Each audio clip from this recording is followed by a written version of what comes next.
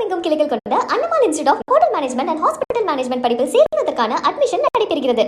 கடந்த 2 வார காலத்தில் நாடு முழுவதும் பெட்ரோல் டீசல் விலை 5வது முறையாக உயர்த்தப்பட்டிருப்பது அதிர்ச்சியை ஏற்படுத்தியுள்ளது. நாடு முழுவதும் நேற்று பெட்ரோல் லிட்டருக்கு 2.46 ரூபாயும் டீசல் லிட்டருக்கு 2.57 ரூபாயும் உயர்த்தப்பட்டது. இந்த நிலையில் கடந்த 2 வார காலத்தில் பெட்ரோல் டீசல் விலை இன்று 5வது முறையாக உயர்த்தப்பட்டுள்ளது. அதன்படி பெட்ரோல் லிட்டருக்கு 24 காசுகளும் டீசல் லிட்டருக்கு 23 காசுகளும் உயர்த்தப்பட்டுள்ளது.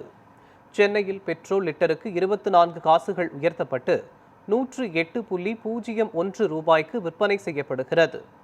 அதேபோல் டீசல் லிட்டருக்கு 23 காசுகள் உயர்த்தப்பட்டு 99.78 ரூபாய்க்கு விற்பனை செய்யப்படுகிறது. மத்திய கிழக்கில் நீடித்து வரும் போர் பதற்றத்தால் ஹர்முஸ் நீரிணையில் கப்பல் போக்குவரத்து பாதிக்கப்பட்டுள்ளது.